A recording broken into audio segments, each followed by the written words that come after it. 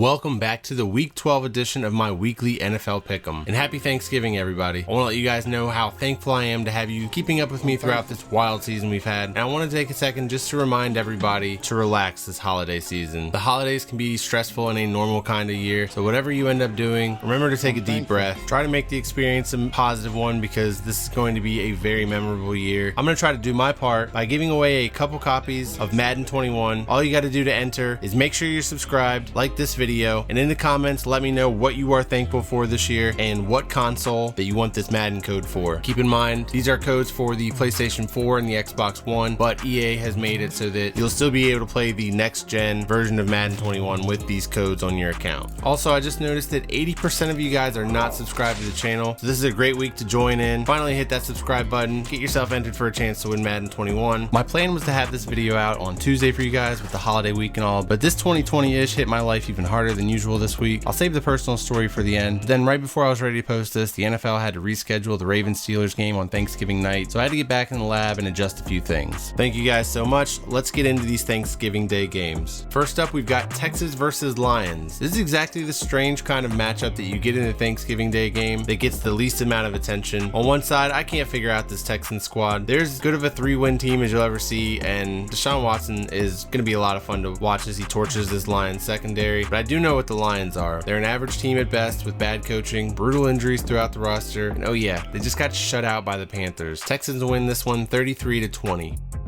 Washington versus Cowboys. The problem with winning games in this division right now is that whoever messes around and wins the NFC East is going to cost them roughly 15 picks or so in the draft slotting. It's not often where you can plan on who you want your team to take in the top few picks of the draft while also plotting the upcoming wins for your future division title. But for the last few years or so, the matchup to watch between these two teams has always been the Cowboys offensive line versus Washington's defensive line. The difference in this time is that Zach Martin will be playing right tackle, which the Cowboys did briefly earlier in the season, and the offensive line looked much better as a whole with him setting the edge. The Washington defensive line just caught a body last week. Thoughts and prayers go out to Joe Burrow and his recovery, and I guess we did end up getting that Joe Burrow Chase Young poster after all. Wasn't anything in which I was hoping or planning for, but this crappy luck just continues to follow the poor Bengals organization around. The Cowboys defensive line has actually been getting pretty good pressure recently, and of course 2020 would be the year for Randy Gregory to finally put everything all together. Alex Smith has been a great story. I'm sure the announcers will be talking about him ad nauseum on Thanksgiving, but he's lost a lot of mobility, and that's always been a big part of his game. And while the Cowboys offensive line is starting to gel, the Washington offensive line is starting to show some cracks. But while Alex Smith will be one of the headline feel-good stories of the day, don't let the NFL fool you. Even after Dan Snyder announced that they were going to be changing the name, the NFL schedule makers still scheduled the Cowboys and the team formerly known as the Redskins for Thanksgiving Day, feeding in once again to the old Cowboys and Indians trope. However, and I apologize for this not bringing the holiday cheer, but maybe this will be the public shaming that Dan Snyder deserves when everybody's grandma sees that they finally changed the name for the first time on Thanksgiving. So I'll be rooting for his football team to take a loss in this one too. Cowboys win 27-20. And then the third and final Thanksgiving Day game is going to be Ravens versus Steelers. Okay, Ravens fans, now you guys can start to get a little bit concerned. Lamar Jackson's saying that the Ravens just didn't want it enough last week against the Titans, and that is never a good thing to hear about on a team. I won't keep piling on the offensive coordinator, Greg Roman, but another thing that I noticed last week was the biggest difference in this offense is Marshall Yanda. I mean, you can't lose a former All-Pro along the offensive line and expect there to not be some kind of a drop-off. And then on top of that, there's been the injuries like Ronnie Stanley, but there's nothing you can do about that stuff now. The Ravens just got to go out and win one because they need this one really bad. Their season's not over, but if they lose to the Steelers, I just can't see them jump starting this thing with how competitive the AFC is. You've got so many teams in competition for those last couple of wild card spots. Of course, for the Steelers, these guys are 11-0. They're rolling right now, but they are at the point where they are going to get everybody's best game each and every week because everybody wants to be the first ones to add a loss to that perfect record. The Ravens season could ultimately collapse after this game from here on out, but if they were able to get this win here, it would be all they needed to still legitimize the season. Obviously they had bigger goals coming into the year, but it just doesn't feel like they're going to be able to catch that fire, and the Steelers defense is just too good. That's why I'm going with the Steelers winning 26-23.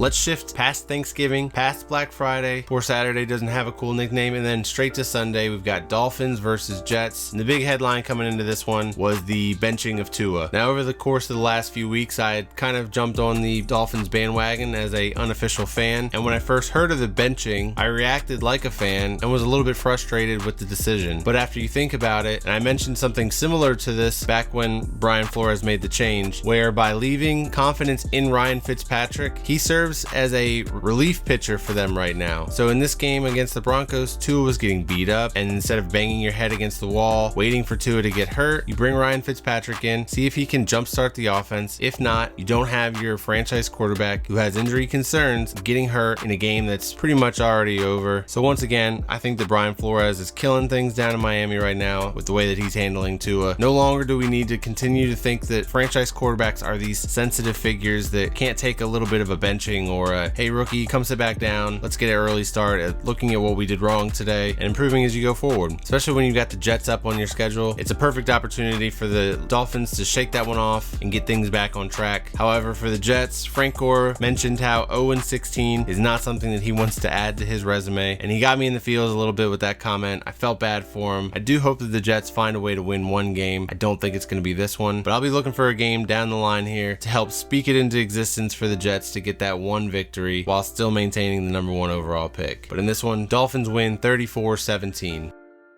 Cardinals versus Patriots. Once again for the Patriots, this is a game where I would normally expect Belichick to have a game plan to shut down a mobile quarterback, but it just doesn't seem like the Patriots have the pieces necessary to run things as well as they used to. Belichick might still be able to take away DeAndre Hopkins, which you know is going to be his main goal here, but the Cardinals offense is filled with playmakers that are just waiting for an opportunity where Hopkins is double and triple covered on every play. Kyler Murray slipped up on a short week last week in Seattle. He's had a few extra days rest and needs to get back to that potential MVP level that we saw in the weeks leading up to this one if the Cardinals are going to have a chance. Picking against Belichick is not as taboo as it used to be, but it still gives me an uneasy feeling like I'm rooting for it and picking emotionally here. I'm going to go with the Patriots getting things back on track. I know Bill Belichick is not going to want to be outcoached by Cliff Kingsbury, so Patriots win this one 28-27. Panthers versus Vikings. Last week we got a little bit of a taste of the PJ Walker show, and other than a couple end zone interceptions, he looked really good. But now we have the Teddy Bridgewater reunion game, and it's reunion, not revenge, because Teddy seems too chill to think of this as revenge, although I bet he wants this one more than any other game on the Panthers schedule this season. In fact, I'm willing to bet that this was a big contributing factor to resting Teddy last week so that he was ready to go this week against the Vikings. The Vikings are coming off of one of their more disappointing losses to the Cowboys last week, but the Vikings offense was moving the ball really well and should be able to put a little bit more pressure on this Panthers defense than the Lions did last week. While I'll be rooting for Teddy Bridgewater to get his redemption, to use another R word, I don't know if they've got the firepower to get this one done. Vikings win 29-24. Browns versus Jaguars. The Browns might finally get to play in some nice weather. Just kidding, they're actually bringing the rain with them. The crazy Cleveland weather has made it impossible to know how good this Browns team could be right now. While half the league has been hitting their midseason form, the Browns have been wrestling around in the mud. I think this actually sets them up well for some good old-fashioned sloppy December football weather, and regardless of the forecast this week, I think their running game is going to be set up well to take advantage of the Jaguars defense. And the Browns, they can't lose this one if they want to keep pace with the Raiders and Ravens. Browns win 24-16. Titans versus Colts. The Titans were able to get their swagger back last week against the Ravens, and it all started with the pregame trash talk. Now both of these teams have a quick turnaround for a rematch from their Thursday night football game a couple weeks ago. I'd really like to know though, how do you guys feel about these division rematches with such a quick turnaround? It seems like there's quite a few of them this year, and I don't really remember that in any other year in particular. But this one, the coaching in this matchup is elite. The Colts coaching adjustments get most of the credit for their last 2 wins, including the one against the Titans, and I'll give Mike Vrabel credit for getting his squad ready to go into a literal fight against the Ravens. These guys really are brain versus brawn, and I worry about the Titans coming off of that physical matchup and being a little run down, but ultimately I'm going to bank on them being a little bit pissed off from that Thursday night matchup with the Colts where they gave up a lead in the second half at home. Titans win this one 30-23. Giants versus Bengals. Man, that was a tough end to Joe Burrow's rookie season, but Bengals fans, there's a lot to be thankful for. And without any drastic changes to the offensive line, deep down, I think we all kind of knew that Burrow was in the line of fire every single week, and something like this was almost bound to happen eventually. At least now he gets to start the rehab and get himself ready for 2021. Hopefully the Bengals as an organization will put an emphasis on getting him some new protection and not letting him turn into a Carson Wentz. The injury does set the Bengals and their rebuild back a little bit. Remember with these ACL tears, yes, people are able to get back now in less than a year, but they're never truly their real self until that following year after that. But the Bengals will still have Joe Burrow under his rookie contract. I think that 2022 is the year that the Bengals need to be loading up for a legitimate run at this thing. Meanwhile, the Giants are still somewhat in rebuild mode, but yet everybody seems to be talking about them still winning the NFC East, and I don't know how I feel about that. We'll have to see how they do in this one. If they struggle to take down Ryan Finley after this easy win has been handed to them on a silver platter, I'd have a hard time picking this team in very many more games down the stretch here. But I think they pull this one out. Giants win 31-19. Chargers versus Bills. While a bunch of teams are trying to figure out how they can get the services of Trevor Lawrence next year, these two teams have already got their guys in place. And who would have thought that Justin Herbert really would have been Trevor Lawrence just 1 year earlier? I mean, this kid has been crazy impressive so far, despite the fact that it hasn't translated into the win column just yet. I'm afraid this is a tough task too, because the Bills are coming off of their bye week, and Josh Allen and Stephon Diggs were firing on all cylinders the last time we saw them in the desert. Meanwhile, that Hail Mary loss has been simmering on the minds of the entire Bills team. I think this could be a really exciting offensive explosion kind of game, but ultimately I don't know if the Chargers stand a chance against the Bills. Bills win this one 35-28. Raiders versus Falcons. That Monday Night Football game against the Chiefs was not only one of the better games of the season, it was one of the most unique viewing experiences that we might ever get to see in the history of this game. I think the world gained some respect for Derek Carr that night. I was completely wrong in the past where I predicted that John Gruden would try and eventually move on from Carr because he's been impatient with quarterbacks in the past, but I'm definitely glad that he took his time because old emo Derek Carr is the perfect quarterback for the Raiders. As to the Falcons last week, they got picked on by a division rival, but they're going to be ready to bounce back against the Raiders, who are traveling on a short week. Where the Raiders have got to take advantage is this Falcons offensive line, which is not looking like a unit that got 2 first-rounders added to it a couple years ago. I think that the Raiders deserve our benefit of the doubt at this point, but if they slip up in Atlanta, they might be kissing their shot at the wild card goodbye. Like I said, benefit of the doubt, Raiders win 34-28. 49ers versus Rams. The Rams also deserve the benefit of the doubt, I think. Jalen Ramsey has completely transformed this Rams secondary, and now the Rams look like they can beat anybody on any given Sunday. Even Nick Mullins. Seriously though, the only thing that's giving the 49ers a shot in this one is the difference in rest and prep for these two teams. The Rams are off a short week, while the 49ers have had time over the bye week to get right and get ready for this one. But still, Rams win 27-20. Chiefs versus Buccaneers. I mean, where do we even start with this kid? Like, what he did to the Raiders last week was so unreal. Like, this kid is literally playing football on the rookie Madden level while everybody else has to play on all Madden. It's crazy to me that people are already treating Patrick Mahomes like this annoying character that they wish would kind of go away, but it's time to accept that Patrick Mahomes is the next GOAT that's going to be getting a suckfest from the ESPNs and the Sports Center and stuff like LeBron does, and he deserves it. If you don't like that stuff, I don't know why you guys are still even watching ESPN, honestly. Not you guys personally, but the people that do watch ESPN. Obviously you guys are on YouTube. You found out where all the good sports content is, but you know who doesn't deserve all the ESPN talk time? Tom Brady. I mean, this Patriots breakup is a train wreck to watch, but it feels like it's had a really positive effect on the rest of the league. The Bucs just aren't a team to be taken seriously. Maybe Tom Brady will switch it on in the playoffs, but right now he's looking as washed as ever. Maybe the Bucs can bring Jameis back to throw interceptions with the game on the line next year, since the Saints obviously don't want him. Chiefs win this one 31-27.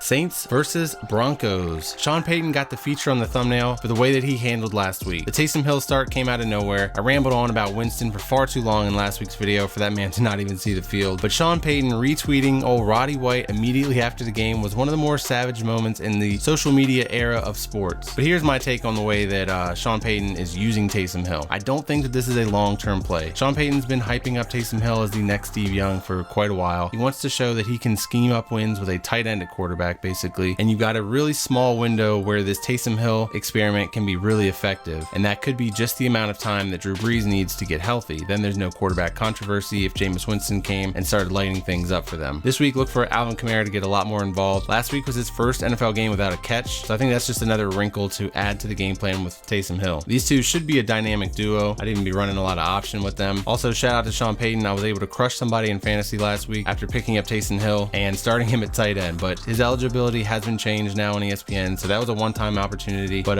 if you're able to take advantage of that, let me know, because that was a pretty shrewd move that you had to be quick on to pull it off. If the Saints defense can continue to play like this, they're going to make the Saints quarterback situation somewhat irrelevant. They have completely flipped the switch and should give the offense a chance to be in every single game from here on out. Oh yeah, the Broncos. Sorry, they surprised everybody last week, but I don't see that as a reason to expect consistency from them all of a sudden. Saints win 24-21. Then on Sunday Night Football, we've got the Bears versus Packers. Honestly, can this game get flexed out for the Ravens and Steelers game? Seriously, nobody wants to watch the Bears offense right now. Blow this thing up in the offseason. Packers win this one 24-16. And then on Monday Night Football, we've got Seahawks versus Eagles, and I have never seen a quarterback struggle with checking it down to the running back quite like Carson Wentz does. This Eagles offensive line is the remedy though for teams without a consistent pass rush, and that makes them a perfect matchup for the Seahawks defense. The only fix for the offensive line right now would be to bench Carson Wentz, but I don't think they're going to do that. For some reason, that signals to the rest of the team that the season is over, not the current standings. Turns out Doug Peterson was the imposter all along, and Frank Reich got away from this franchise just in time. Anyways, this one will probably look just like the wild card matchup last year. We'll see if they can slow DK Metcalf down in this one with the addition of Darius Slay. I think the Seahawks win 35-26.